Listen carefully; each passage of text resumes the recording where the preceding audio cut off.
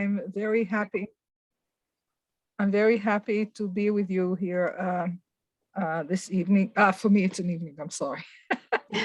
9 hours difference. I want to share with you today a narrative that I think may organize something about the history of the place of women versus Jewish law. Now, I will, of course, speak specifically about the place of women in Jewish law, but it is quite possible that the story I'm going to tell you is also resonates with the place of women with other cultures and other religious systems.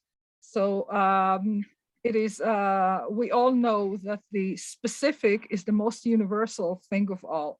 In other words, you cannot just talk in abstractions. You have to tell a specific story. And if it resonates with other people, this is what gives it the value of possibly a universal story that doesn't only pertain to Jewish Torah and Jewish women, but maybe also in a larger context. But I will be specific about, so you'll see that I'm struggling to see how I can look at the specific story within some universal insights. And I want to begin with something extremely, I think, simple. The fact that due to the hardships of life, the division of labor in the ancient world was created in such a way that men and women lived complementary lives, and there was a division, and the division was that women, I guess because of the child birth issue, women were the inside and men were the outside. Okay, so I won't go into detailing that in anthropology, but definitely there is a lot of anthropological background there. But I will stick specifically to how that applies to the way women's place was defined in Judaism. And I want to start by sharing a screen with you. I'm very proud of the fact that I can do it. Okay. Tell me that it's working. Yes, okay, all right. So as you see, the sources that I prepared to exemplify the points that I want to make, each source is first in Hebrew, but for our benefit now, it's also in English, and I hope the letters are big enough for you to read. So I want to start with a very most quotable quote from the book of Psalms in Psalm number 45, which I had to a little bit adjust the English translation that I found in order to see the original meaning of this text is very concrete and simple. We're talking about a king's daughter, okay, Bat Melech, and the term kvuda, which is inside, okay, the term kvuda literally means the treasures that she carries. However, you know, the word kvuda in Hebrew has the same root as the word honor, okay? Kavod, which comes from the root of something heavy. It has presence. It is important because it has a weight, okay? So it is very interesting to see how this sort of slided over from the simple meaning of that verse about the treasures of the king's daughter to the idea that we're talking here about her honor. And sometimes the translation is about her glory, which could mean that in Hebrew, but I insist on the word honor because otherwise I think we will miss something later on. The term is kavod, and the idea is that the woman's honor has to be inside. This is how that verse became to be understood in later generations. And I brought here one example, okay, which is from the 12th century important halachist, Maimonides, who he was born in Spain, but his career was in Egypt. And he became like a landmark, important halachist in the history of Jewish law. And he writes very, I think that this sort of hits us right at the face when he says that it is a blemish for the woman to go outside her home all the time, okay? Her husband should prevent her from this and allow her to go out once or twice a month if there is a need. You know, once a month, she may have to go out because she has to, after her menstruation cycle, she may have to go to the mikveh to bathe in the mikveh, in the ritual bath. But okay, once or twice, if there is a need, that's enough. The rest of the time, she has to stay at home. Because the woman's beauty, he says, is in her sitting in the corner in her home. As it says, all you know, like he quotes that pasuk that we just saw before. He quotes that verse. So the ramification, this concept that there is an outside and an inside, it's not just a division of labor, which is convenient. And the man goes hunting, and the woman, I don't know, she grows the vegetables near home because she always carries a child or something. It's not just that. It means that there is a whole cultural concept here that it's a religious value. A good, virtuous woman has to be inside, and the outside belongs to men. We have, and I'll amplify it a little bit. There is a whole controversy in Israel about buses, about should we allow the separation between men and women on public buses. Now, in Israel, unlike the New York bus that goes to Monsey, where the division is lengthwise, in other words, men on the right, women on the left, in Israel, the men are up front and the women are in the back. Now, the recent ad for this in religious communities, in ultra-Orthodox communities, was not that the women are in the back. No, the women are pnima, they are inside. You know, and of course that alludes to the concept that we have here, that the religious value that women should stay inside. I can refer to other things as well.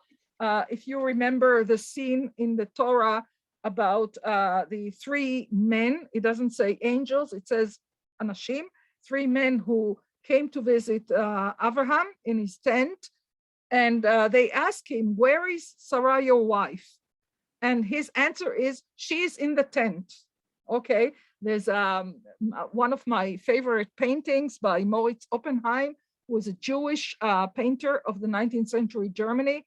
There's a picture that he makes, which is of course totally has nothing to do with accurate history of Mendelssohn and Lessing and Goethe and whoever sitting together discussing. And through the door, you see the woman bringing in the, I don't know, the drinks or the cookies to serve the guests. And this is just like, "Where is your wife?" "Oh, she's inside." And et cetera, et cetera. You know, I can go on forever about this. You know, the whole story about Dinah, the daughter of Jacob, who goes out, it says, to see the daughters of the land as they come to the city of Shechem. And of course she goes out. Of course she goes out of the area where her family lives. She goes out to outside of the home, outside of the safety of the home. And there's a whole thing in the rabbis of the Talmud go into this about going out. Are you kidding? This is very problematic for a woman to go out. In Hebrew, the word for prostitute, okay, you know what? I'm thinking of it. Could be that prostitute in Latin also has the same connotation.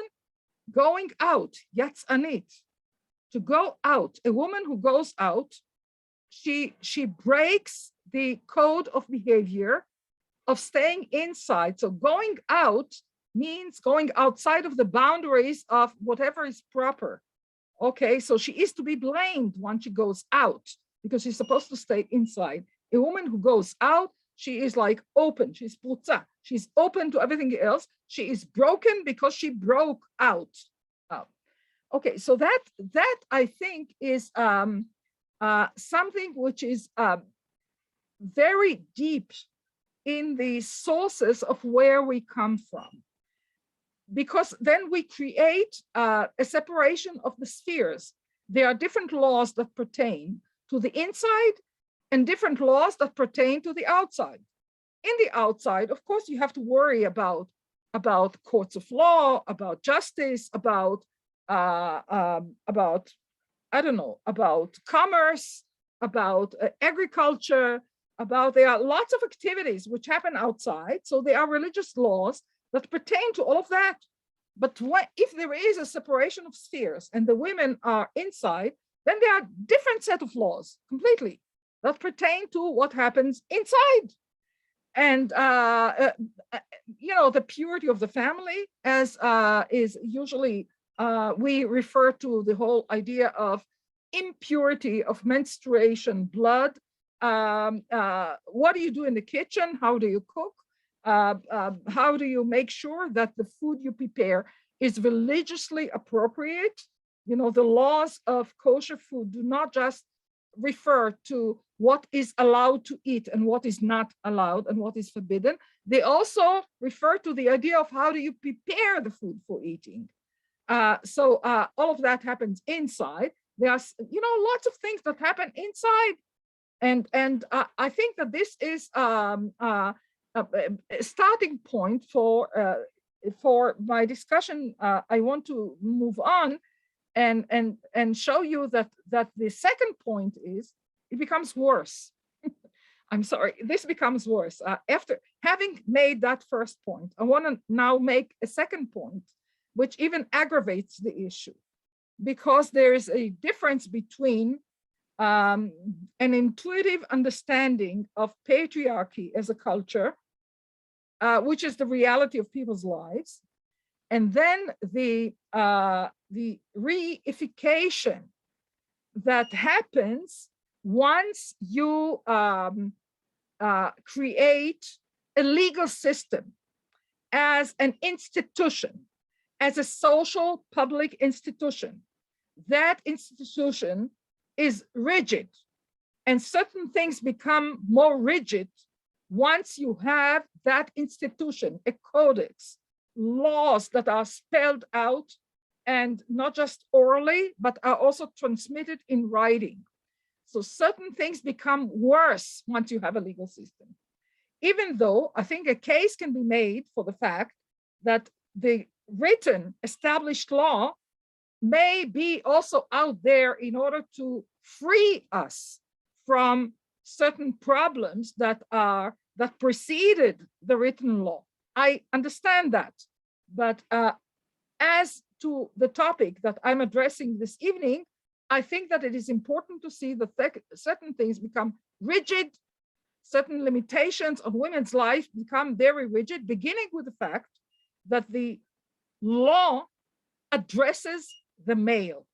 Here are two examples from the giving, the event of the giving of the Torah at Mount Sinai, okay, from the book of Exodus. One is what Moses says to the people, and then he said to the people, prepare yourselves for the third day, do not approach any woman. Now, of course, this means don't have any sexual any kind of interaction or intercourse with women. And I think that I had to amend the translations that I found, because the text actually, it's clear that the men are addressed and they are told not to approach women.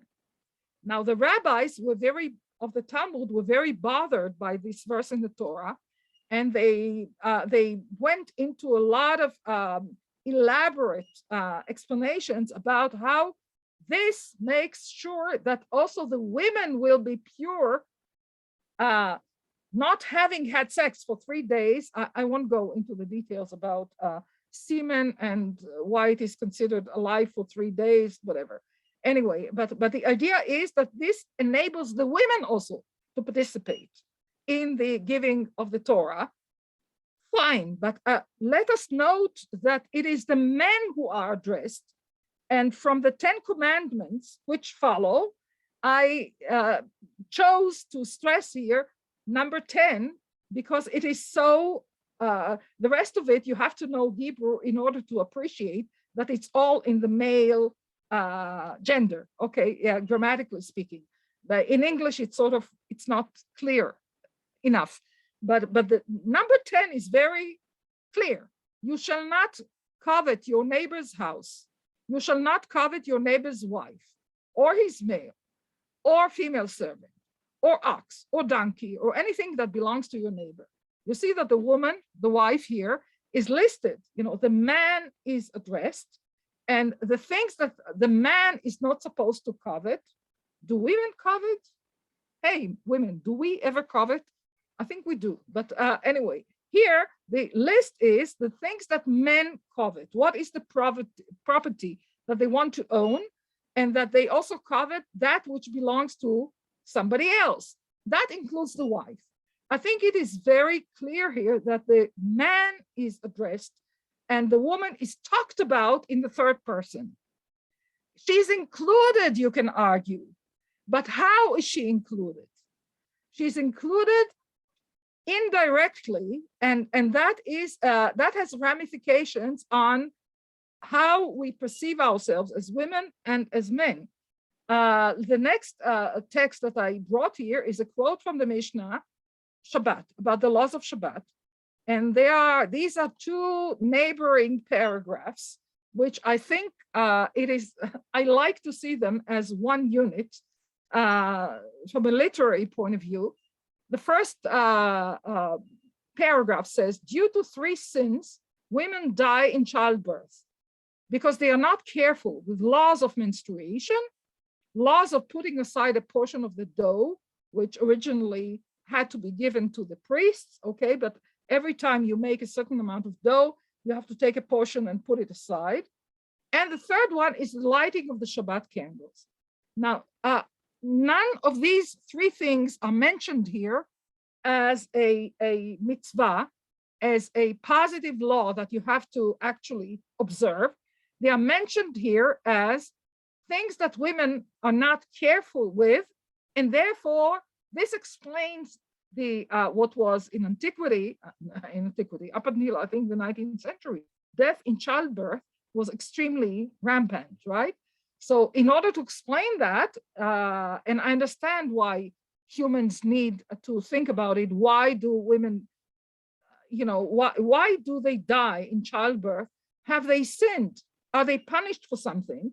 And then, by the way, the text goes on to ask, and come on, and men, what are they punished? How are they punished for their sins? So but that's later. But this is very explicit here. Women die in childbirth because of those 3 things. Those things are mentioned not necessarily as something that women have to do. If you have to put aside a portion of the who makes dough, male or female, the laws of menstruation, the idea that there is an impurity here, that you are supposed to abstain from each other, they pertain to men as well. The lighting of the Shabbat candles, there need to be lights at home because this is the only day in the week when you actually eat after dark, because you have to sanctify the Shabbat as it comes in. So then I think that it is, I'll just say in brackets, that one of the things that happened in later generations, already in the Middle Ages, is that those 3 curses here become the 3 positive laws, the mitzvot, that women hold dear to their hearts. And there's a whole literature of special prayers that women said around those three women's things. But look at those things. They are definitely things of the, what I defined before as things of the inside the home, the angel of the home, as the Victorians used to say. But look at the next paragraph. 3 things a man should say, and I insist that it's a man, because of the Hebrew, which is gendered, should say in his home as Shabbat comes in. Have you taken the tithe? Because you're not allowed to eat. You cannot take the tithe during Shabbat in order to, but you must take the tithe away from the food that you need to eat during Shabbat. So he checks, okay? He's the supervisor. He comes in and he says in his home, who is he speaking to? Very interesting. Who is at home that he sort of steps in and says, have you done this? Have you done that? Okay, light the candles. Who is he speaking to? Children, servants, slaves, wife? First and foremost, it's the wife. He steps in. He's the supervisor. In Hebrew, we say Baal Habayit, okay? Owner of the house, okay? Husband, which is the word Baal, also in Hebrew means the husband, okay? So it's the husband who also owns the house. Even in English, I think in Old English, husband is the farmer, right? The man is the subject of the legal system. The woman is subjected to him, and the woman is spoken about in the third person and even in ways that are sometimes very derogative. I think that these 2 points that I just made about the inside and the outside, and the other point is about man being the actual subject of the legal system, they come together in the following problem, I would say. Okay, here is a portion from the Babylonian Talmud, but it's an earlier text, okay? It's a text from, I don't know, 2nd century maybe, but it's embedded in the, it's quoted inside the Babylonian Talmud. The rabbis taught all are considered for the quorum of 7 readers from the Torah scroll. On Shabbat, there are 7 readers. On different days, there's a different quorum, different numbers of readers, but on Shabbat, it's 7. All are considered for this. Even a minor, a katan in Hebrew, a minor boy is less than 13 years old, okay? Even a woman, but the sages said that a woman should not read from the Torah. Okay, why? Because of and here comes the word kavod, okay? The same word that we saw before. There's the kavod of the woman should be inside, but that is juxtaposed to the kavod of the public, of the tzibur. Something about a woman reading from the Torah scroll in public, okay? It's in the synagogue, everybody's out there. It's a public house, it's not in private. Something about her being up there and reading is undermines the honor of the public. Now, some say that could be because the whole issue of reading who was skilled in reading. It is possible that there were men who were not skilled in reading, and if a woman is skilled in reading and she can stand up there and do this, that casts an unpleasant shadow on the honor of who is the public. The public are the men. They are those who are outside. Their honor is undermined if a woman is given this task, not because she's not allowed legally to do this. She is allowed to do it, but it is, the sages said that she shouldn't do it. I think that I'm not sure I need to add anything to it. I think it's a very clear-cut example of the complexities that I'm trying to share with you this evening. the idea that there is an inside and an outside, that the honor of the woman inside, the honor of the public is the honor of the men, it is outside, and how that makes all the difference in the world between women's lives and men's lives. She is barred from doing certain things in public, from sharing in the more public parts of the religious ritual. We're talking about reading from the Torah, but think about the fact that women cannot be judges, women cannot give testimony in court, because that's a public thing. So why should they cannot? I mean, in the original religious law, only men could come up there and take part in the legal process. Think of the story of Ruth in the Bible, when the respectable rich man Boaz agrees to marry her. He has to clarify certain legal issues. So he goes to the town's gate. This is the public place where only men sit and actually work, do their judgment. This is their job there. Women cannot participate in that role. Think of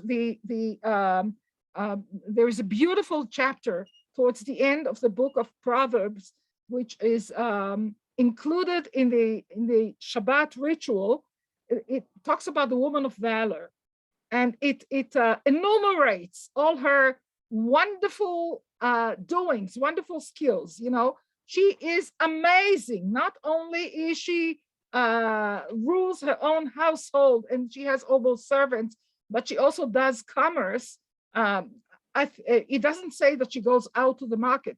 Maybe the merchants come to her home and she does commerce with those merchants and whatever.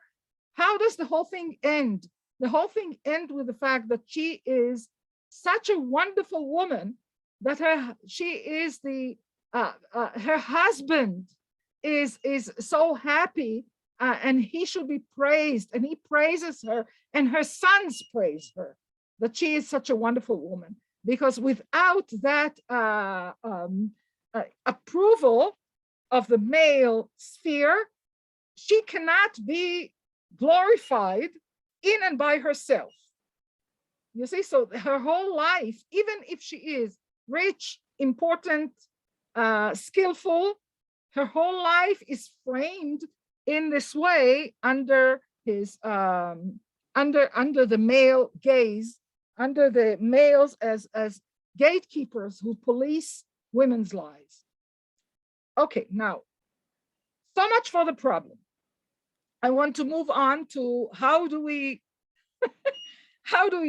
break out of here? And I want to begin by pointing at the fact that even within the classical patriarchal framework, it was possible, and it is possible today also. I suggest that we look at patriarchal societies with and look for the nuance. Okay, look for the certain places where things can change, where there are cracks. Okay, Pete Seeger has a wonderful song, I think it was Pete Seeger, about God bless the grass that grows through the cracks. Okay, and so where does the grass start growing? Through the cracks of patriarchy. And here are some examples of there is an acknowledgement of extraordinary, extraordinary, literally. Okay, women who are, in Hebrew we say yotzot min haklal. There is a rule, there's a klal, and there are certain individual cases that are allowed to be glimpsed as being outside of the rule. God forbid that you should make it a norm. Be very careful. You're not allowed to make it into a norm. But you can acknowledge the special cases. Now let's look at a couple of special cases. The first one from the Torah is about the daughters of Tzlofchad in the book of Numbers. Towards the end of the wandering in the Sinai desert, the people of Israel are about to enter the land of Israel, And they are told that they are 12 tribes, and with the exception of the Levites who don't get land in the land of Israel, everything else is portioned out. Okay, the land is portioned out to whom? To males. Okay, now here come 5 daughters of Hefer, and the grass grows through the cracks so beautifully. They're all mentioned by name. Machla, Noah, Chogla, Milka, Tirza. I love that. They are mentioned by name. And they come forward, very daring. They, in the public place, in front of the male leaders, okay, and they want to make a case. Our father died in the wilderness. He was not among those terrible people who were punished. He had his own sin. This is why he died, But why should our father's name disappear from his clan just because he had no son? Give us land. Again, I had to amend it said give us property. And I think that nachala in Hebrew means land, not just property, land. Give us land. Moses doesn't know, Moshe doesn't know what to do with this. He brings the case before God. And God says to him, what Tzlofchad's daughters are saying is right. Ken bnot Tzlofchad dovot. You must certainly give them land as an inheritance among their father's relatives and give their father's portion to them. And later on, it becomes a little complicated because the males in the tribe say, well, they will end up marrying somebody, and then they will take the land that they inherited. Women, that's terrible. Women, why is it in antiquity that it was so important to have sons? Because daughters were, and I still hear it in among certain patriarchal Arab families, to raise a daughter is something which is, from the start, you're going to lose her. You're going to give her away to another family. She's not yours. The only offspring which remains yours is the son. And the woman who will take care of you when you grow old, of course, is your son's wife and not your daughter. She'll have to take care of somebody else in another family. So this is the patriarchal order. So those males come and say they will marry off and take the land with them. This is crazy. So God says, okay, let's amend this a little bit. They should marry only their cousins inside the tribe. All right. Typical Bedouin society today. You should marry your cousin. Okay. But the story of those, I see it as grass growing through the cracks. Women come forward and they are quoted as a source of a Torah, not exactly law. It's not a general law, but it is a special case which is judged, okay, becomes part of the legal system. And yes, they originated. They definitely originated. Small wonder that the rabbis of the Talmud make them later into big scholars, but I'll cut it short. A second example of grass growing through the cracks is the story of Hannah. Hannah doesn't have any children. She is very miserable. She comes to the tabernacle at Shiloh, and she prays for a male child. Now, she prays in a culture where the main ritual of humans to God was animal sacrifice. There's no institutionalized prayer in her time. But the Talmud later on takes that story in the Bible and says the following, said Rav Nuna, how many important laws there are to learn from the verses about Hannah. Wow. It says, for example, that she speaks in her heart. From this, the prayer, you see, I put a little dash here. It's not prayer, it's prayer. The And in Hebrew, it's the male person who does the praying, okay? It's the male, mitpalel. The male who prays learns the laws of prayer, because in the Talmud time, it's already institutionalized, and there's a certain text that you have to say at each occasion. So the male prayer learns the laws of prayers from a woman. For example, she speaks in her heart. From this, the prayer should learn to tune his heart, the chavana, right? He has to think of the purpose of his prayer and focus on it. Only her lips move. From this, a prayer should learn to form the words with his lips. Okay, it's not enough to just, you have to form it with your lips. Her voice is not heard. From this, the prayer should learn not to raise his voice, okay? Eli thought she was drunk because it was strange to him that she stands there mumbling, okay? It was not a form of ritual that he was familiar with as a priest in a place where animals are slaughtered to God. So he thought she was drunk. This teaches us that a drunken man, again in the male voice, is not allowed to pray. So Hannah stands out in the rabbi's mind as a woman who instituted certain ritual, certain religious laws that are now become the norm of the law for men.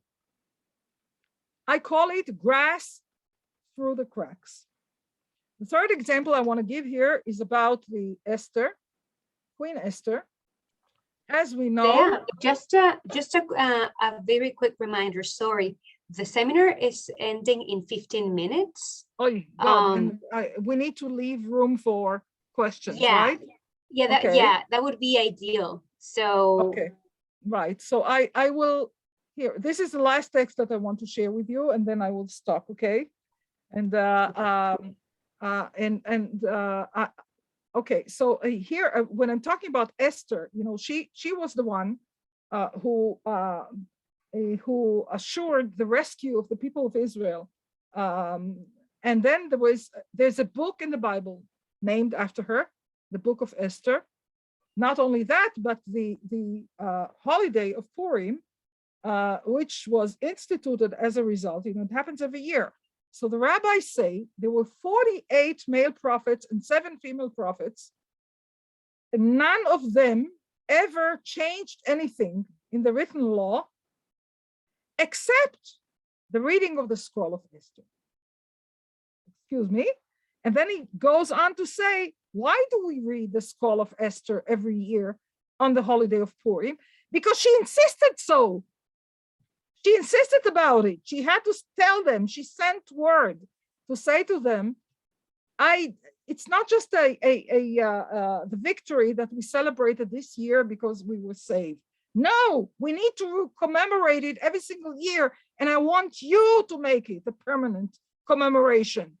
And they try to wiggle their way out of it, and they end up giving in.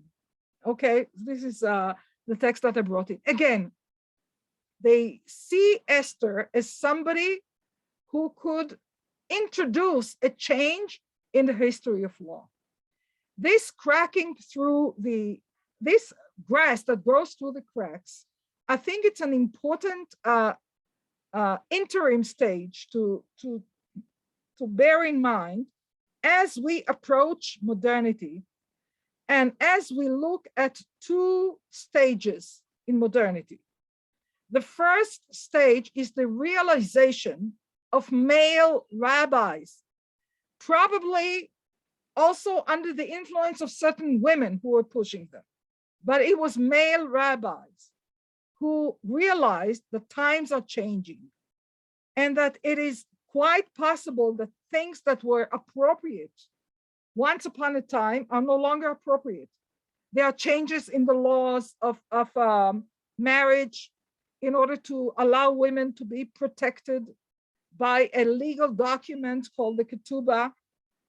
And then there are further changes that the rabbis in Ashkenaz said that polygamy should no longer be allowed. These are just some famous examples, but there are changes in various areas of the law that come from the realization that times are changing. Okay. When modernity comes on, and there are more dramatic changes in the status of women, first in Western societies, but then, you know, that it spreads on to the rest of the world as well.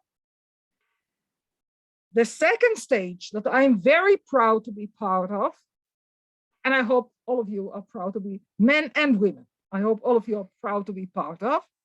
The second stage is when we as women, and then also the men who are with us in that struggle, push for more, sometimes we push for full equality of women in the law. I have become a rabbi, you know, the learning of the Torah, I remember decades ago, us feminists pushing for our daughters to learn the Torah in its fullness. That was not allowed. They were barred from learning the Torah in its fullness. And we were pushing for it, and we were fighting for it, and we paid personal prices for it. It was difficult to create a Torah world for women, institutions where women can learn the Torah in its fullness. And then to push for women to be ordained as rabbis, as legal decisors, as full members of the community, to be able to be elected to all roles is another thing, and we're not yet completely there. It's an ongoing struggle. I think that to sum up, it is not possible to understand the advancement that we make today with Jewish law as women, as feminists. It is not possible to understand that if we do not take into consideration where we come from and what was the difficult way that we had to fight for. Okay, so I will stop here, and maybe I left a few minutes for discussion. I'm sorry. Great. Leah, do you want to close the share screen so we can? Yes, you're right. You're right. Okay, you're right. Sorry. Great, fantastic. Well, thank you very, very much for a fantastic talk. I have so many comments and ideas, but I want to open the floor to the students and to other participants. Is there anyone who wants to ask a question or make a comment?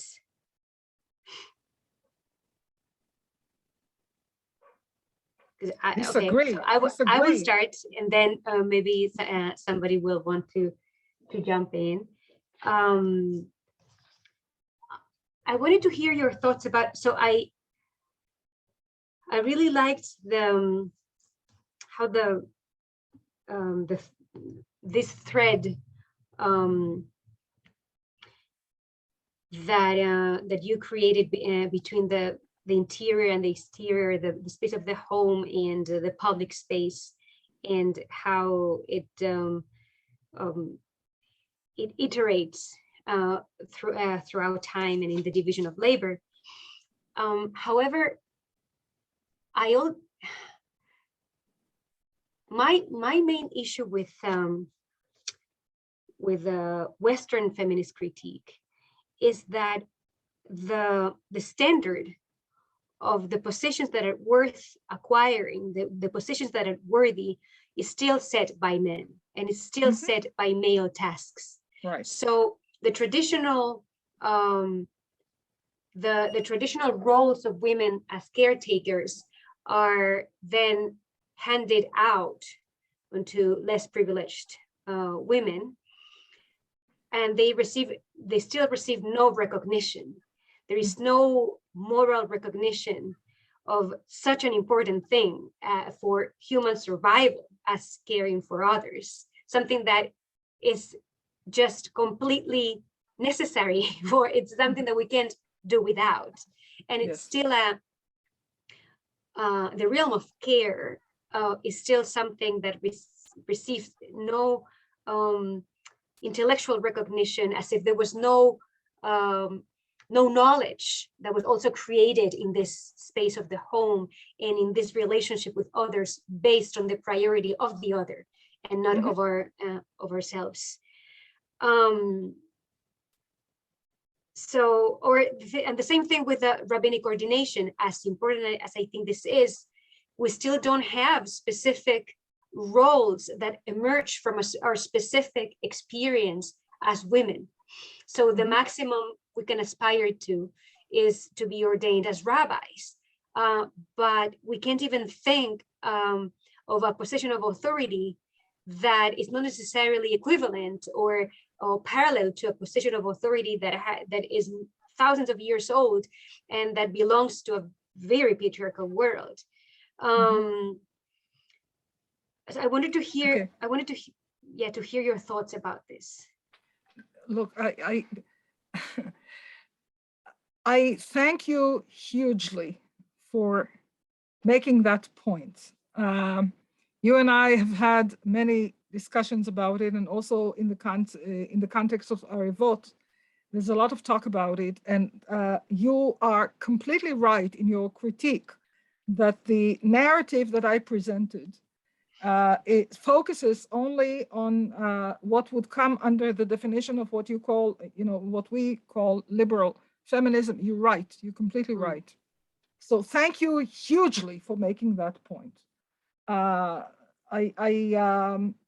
right. That's the next stage. Okay. This is in addition to when we talk about change. All right. In addition to that, we have to add what you just said. All I can say is that you're completely right. Look, when I hinted at the fact that women have turned the 3 curses for which they die into something that they own, all right, which is huge, completely huge, making out of those things wonderful feminine culture, prayers, rituals, all right, lots of things around it. This is like one example of it, but you are right in saying that there's a lot of women's history that goes through below the massive concrete which has been poured on women's lives and experiences. Below that massive concrete, there's a very rich life that should be that attention should be paid to. And I can only add a little comment, not to repeat what you said, but to add a little comment. Very often, the tragedy of modernism is that there was a price to be paid for us women to share in the male world.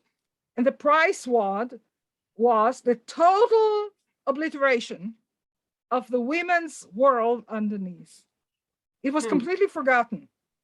And the big issue, maybe I can phrase it, can we create a world for, men, women, whatever is in between, for all genders? How can we create a Jewish world in which we, men and women, we inherit both our mother's world and our father's world? Just one image comes to my mind. We many of us went to Prague to visit the Altnoy Shul, where a women's section was added after it was originally built. The walls are extremely thick. The windows between the women's section and the main part of the shul are very narrow. And when we as tourists come to visit, we are, of course, led through the wonderfully decorated, rich main part of the shul. And I say to all of us, go sit there where our mothers were sitting, okay? Go sit there, men and women. And unfortunately, you know, the documentation of what women's perspective is a novelty in research, in Jewish totally. research. It's a total novelty, and it is still an uphill struggle to uncover it. To me, one of the reasons why for me this question is so important is because I feel that as long as we don't expand the space of authority to really make space for women's authority, there are many questions that remain a taboo, such as how do we as 21st century women deal with questions like nida. There are certain questions that that can only, this is, I find at least that is this very much still a taboo in most Orthodox circles. And I wonder what would happen if we had other models of female authority that made these questions thinkable, that if there were spaces where a woman like me could come and say, I find this outrageous, and feel and have some sort of halachic backup and okay, but then a language. You don't want to just remain with the romanticized version of saying, it was so beautiful in the good old days, and women enjoyed it and they celebrated the ritual bath. Yeah. No, but you want to inherit that also. Exactly. To inherit the authority to make laws and also change laws and interpret the Torah. Yeah. And then you have to, all of us, we have to somehow work it out into the kind of Judaism that we want to have and hand over to future generations. Yeah, exactly. Yeah. Wow, this was Thank you. Amazing and a lot. Wow, thank you so much for being so generous, really, and for coming to this space. And I think we should wrap up because it's already been an hour. Yes, right. And so thank you, everybody who took the time to come today. I will send you, Leah, some really nice messages that I've received from the attendants. You did? Okay. Yeah. Thank you all, really. Thank you, I'm Rabbi really, Leah Shakdiel. I wish we could have more time for discussion. I know. Yes. Okay. Bye. Thank you all. Goodbye.